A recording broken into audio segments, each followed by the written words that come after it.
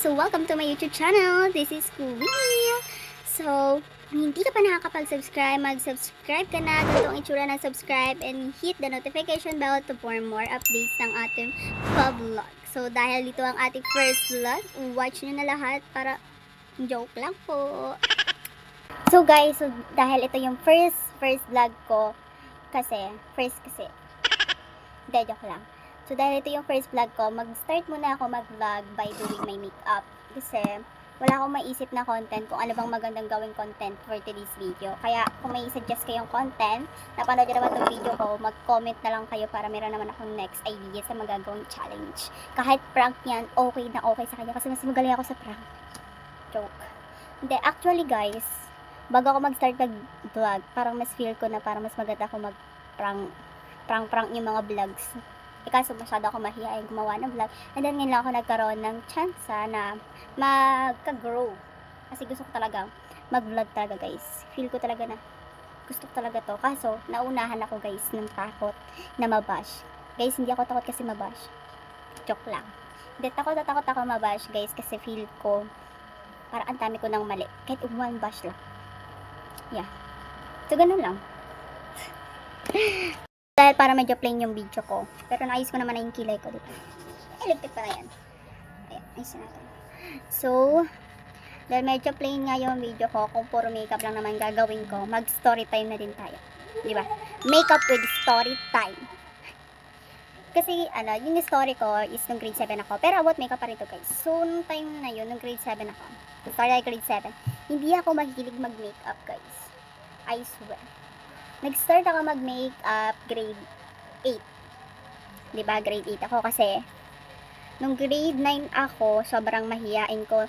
Like, wala ako makausap na kaklase ko. Katabi ko guys, takot na takot sa akin kasi sabi nila, para daw ako maldita. Kasi hindi nga ako marunong magsalita. Kasi sobrang shy ko nung time na yon. Tapos isa lang yung friend ko overall sa section namin. Kasi, feel ko parang ma-overwhelm ako kung marami yung magiging kaibigan ko sa section namin yan. Sobrang ingay nga namin. And then, kapag naging kaibigan ko silang lahat, so parang ang mangyayari nung time na yun is, masasama ko sa maingay. Yun nga yung iniiwasan ko nung time na yun. Kasi feel ko, kapag maingay ako, parang hindi na ako estudyante. I don't know, pero ganun yung feeling ko dati. Pero, nabago yun nung nag-grade 8 ako. Kasi mas marami na yung mas may ingay sa amin. Nadagdagan kami ng mas may ingay kasi yung mga klase ko ang ingi-ingi na. Pero, best section pa rin yan sa akin kasi since grade 7 to 9. So 3 years kami magkakaklase guys. As in, tapos nung grade 8 marami na ako nakikilala kasi nag-start siya nung noisy. 'Di ba grabe? Ako kasi dating tagalista. No, tagalista ng noisy guys. Grabe, babae. Tagalista ng noisy. So, tagalista. Di nagkukolekta din ako ng pera kasi nga, noisy eh. Piso-piso yun kasi pag pinambabayad namin na kunyari ng clean materials namin, tulad din ng Christmas party, so nag-ano din kami doon. And then, simula nung parang nangongolekta na ako, doon ko na nalabas talaga yung tunay na kulit ko. Diba? Kulit pala to. Okay lang yun, diba? Ang mahalaga, makulit ka pero masaya naman.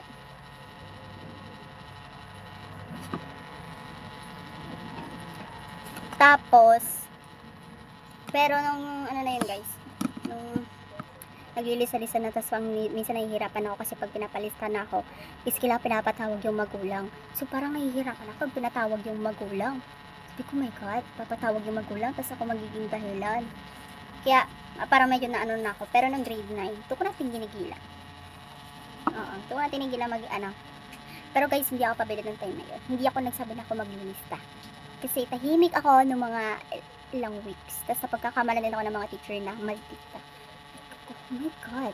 Pwede pag inaantok lang. Kasi pang umaga kami, grade 7, grade 8, pang umaga, grade 9, grade 10, pang hapon na. Tapos yung grade 9, medyo maingay na talaga ako. Hindi na medyo maingay na talaga. Like, grabe na yung mga tawanan namin doon, chikahan namin. Like, guys, ewan ko, basta ang ganda ng banding namin pagdating ng grade 9. Parang, ibang-iba na yung grade 9 namin. Para mas memorable yun, more than sa grade 10 ko. Kasi yung grade 10 ko, sucks lang. Mga friends naman, pero na totally close friends, BFF, ganun. Mas iba yung BFF ko. Kasi yung BFF ko is naghiwalay kami nung pagdating ng grade 10. Diba? Nung grade 9, nung na, ano ng section for grade 10, nalipat ako. So, una, naging, anong section yun? Makiling ata or Kamikin. Basta between doon. And then, bigla nagpalit. Nagulat ako kasi yung teacher namin nung advisor namin nung grade 8, advisor din namin nung grade 10. Oh my God. Kaya nagulat ako nung nakasalat siya sa GC namin. Yung pala siya na advisor namin. Kulang. Tapos, nung time na yun, ayun, advisor nga namin. Hinanap ko yung pangalan ng kaibigan ko. Wala. Ayun, lonely ako. 4 lang kami sa section namin ng grade 9 ang nalipat sa section na yon. So, para kami yung first section. First section kami.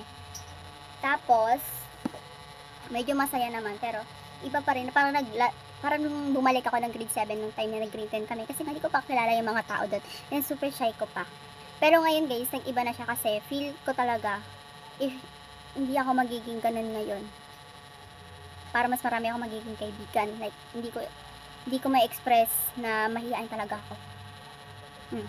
Kasi, ang dami kong training na pinagdaanan, like, yung sa leadership. So, guys, pinaka-biggest na memory din na ano ko nga yung grade.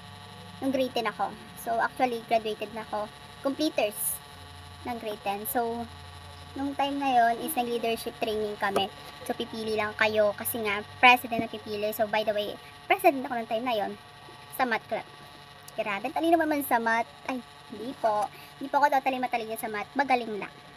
Ay, hindi. Marunong. Mali-mali naman to. Pero yan, nasali ako doon. Tapos doon ako natuto guys na hindi maging mahihain. Like, grabe yung improvement ko nung time na yun. Like, lahat na nakakausap ko. Ang saya nung time na yun guys. Kasi kahit di ako pumasok ng klase, ang saya pa rin. Okay lang naman sa akin yun kasi nga wala na kaming gagawin. Kaya sumali na din ako kasi nga feel ko kapag sumali ako mag-i-improve yung ano ko. Yung skills ko pagdating sa mga leader na yan. Syempre since puro tayo leader guys. Diba? Joke lang. Pero totoo yun guys. Puro ako leader nung time ng lahat ng subject guys. Kaya nung time na yun naguguluhan ako sa nangyayari. Pero okay lang. At least naramdaman ko naman na naging leader ako. Diba? Init. Isang init na. Ayan. Di ko pa nasiset yung ano ko. Pero ito pala nagagawa ko guys. Flash pa lang. Kakakwento ko.